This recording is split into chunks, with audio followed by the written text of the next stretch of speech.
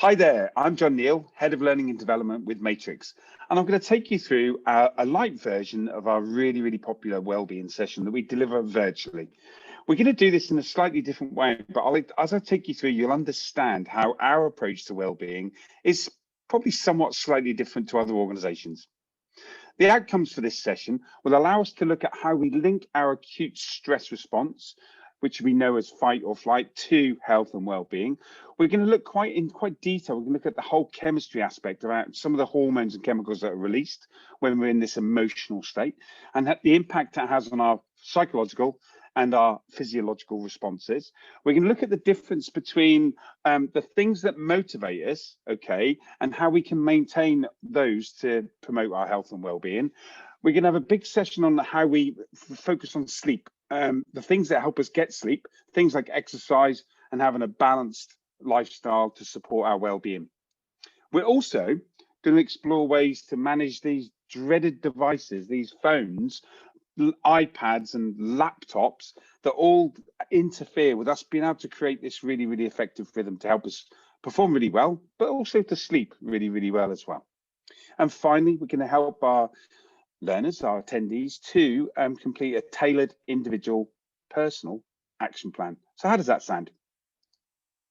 The traditional approach towards well-being looks at these key 6 elements. You can see there's health, there's relationships, there's security, there's sense of purpose, there's a sense of community, and also environment. And the principles here are that if we can try and keep all of these in a really good place within our lives, it should have a positive impact on our health and well-being. And if just look at a couple of those, health is, we speak about exercise, we speak about diet and looking after ourselves.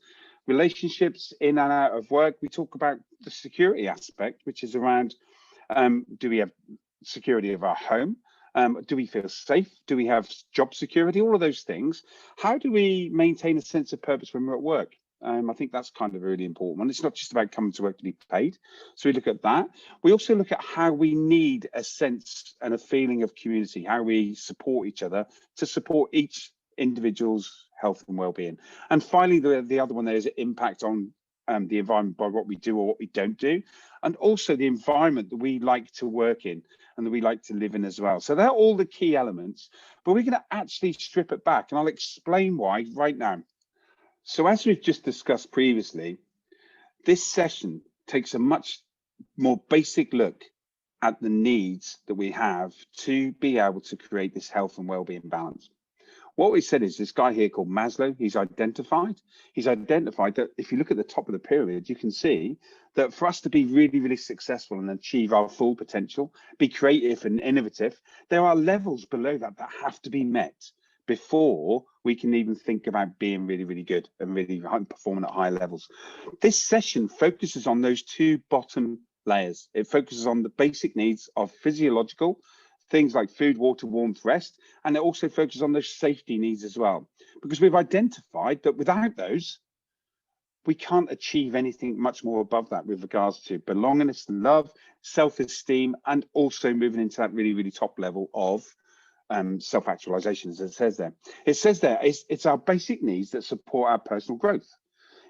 Without them being addressed, we cannot grow. We cannot grow as an individual. So if you think about your health and well-being, isn't that the most logical place to start? Is about making sure we've got those basic needs being met. Okay. One of those key areas is around acute stress response, fight or flight.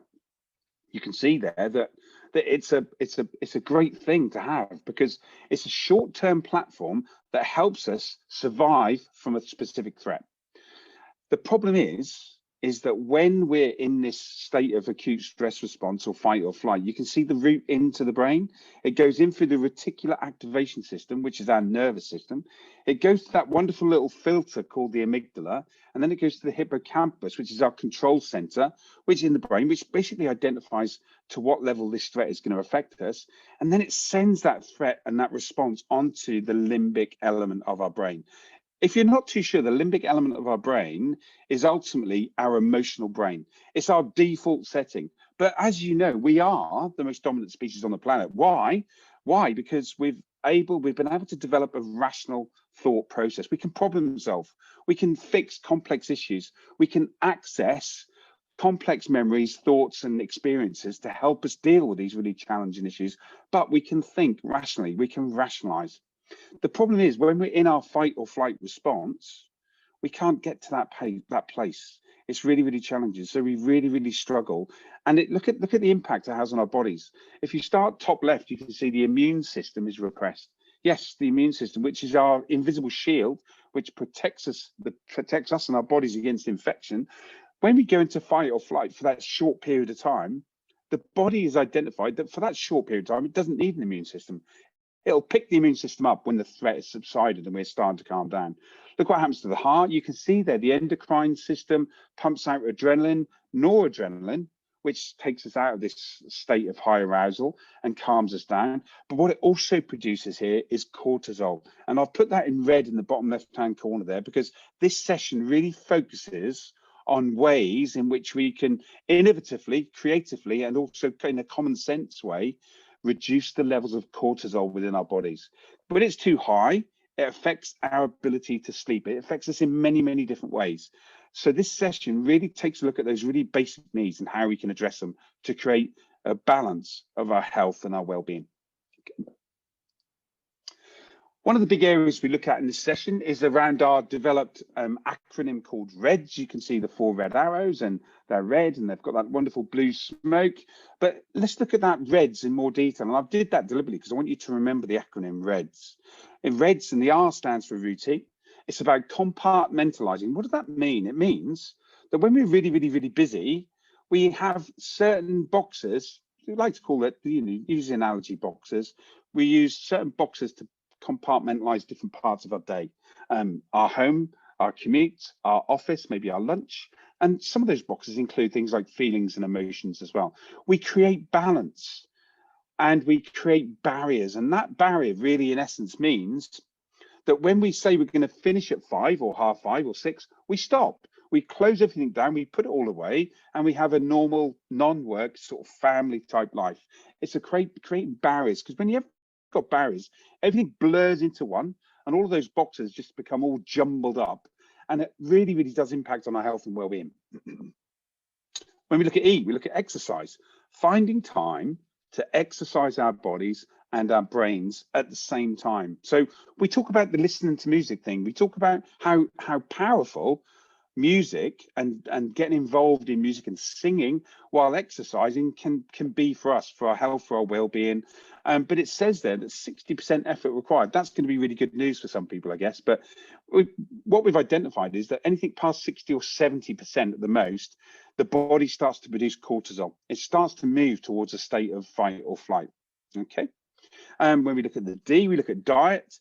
There's lots and lots of great work. We do touch on diet, but we encourage you during this session to Google and research the things that you can eat and drink that help you to reduce cortisol.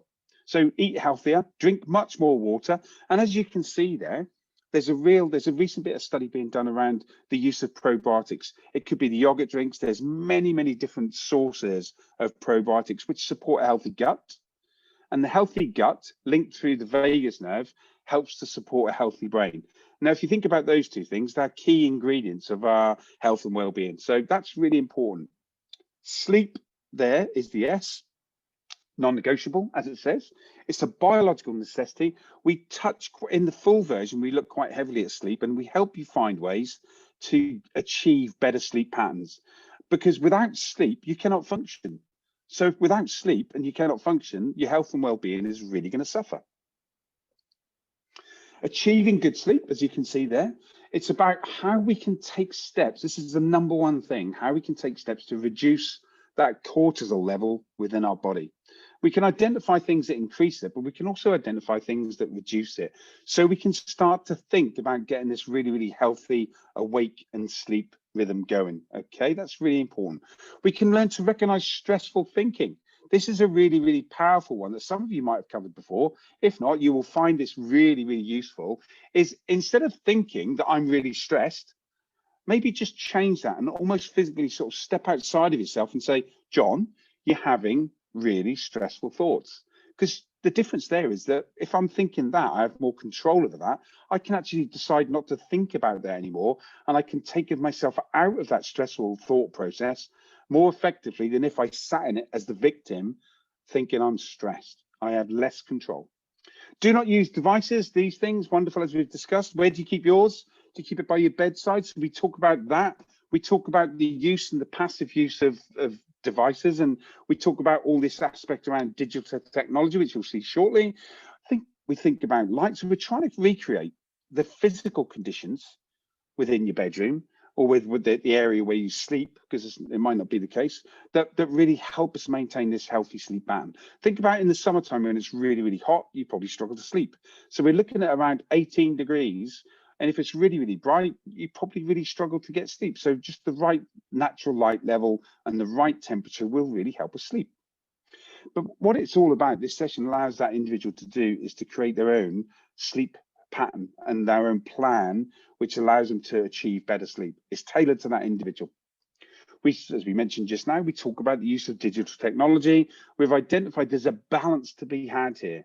The balance is that it provides us with a really great tool to stay connected, but also you can overuse that. And there's many, many negative impacts on our mood and our health and well-being if we overuse things like social media in a passive way. Okay, would you believe that actually if you use social media in an interactive way, it's less harmful for you than if you use it in a passive way? But we'll talk more about that in the live session, in the full session.